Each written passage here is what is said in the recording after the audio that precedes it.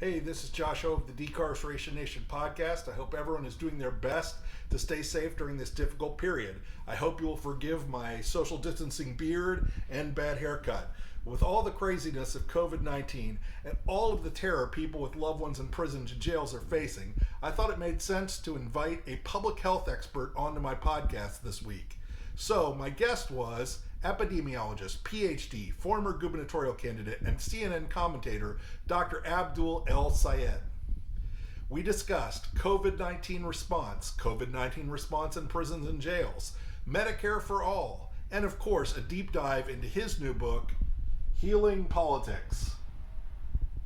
To check it all out, all you have to do is go to our website, decarcerationnation.com.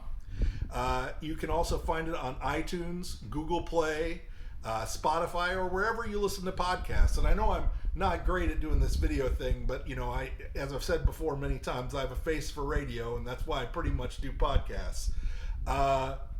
Last but not least, I hope that all of you are joining in the effort to try to get people out of prisons and jails across our states and federally. There's so many people who could be released today if governors used, for instance, their commutation powers and their pardon powers and helped to get people out who were at high risk, who were aged, who had been in prison for a long period of time and were vulnerable to particular types of diseases.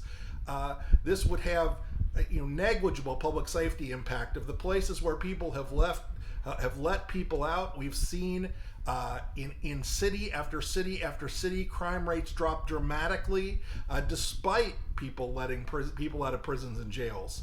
It's the humane thing to do. Here in Michigan, we've already had seven people die in our prison system, despite incredible work by a lot of people, and that doesn't even count the amount of people who've been infected, which is well over 200.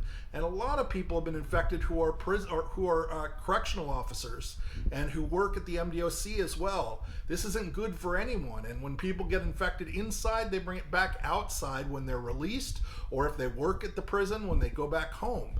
And so it's really important that we all join together and try to do what we can to ensure that this stops. Thank you.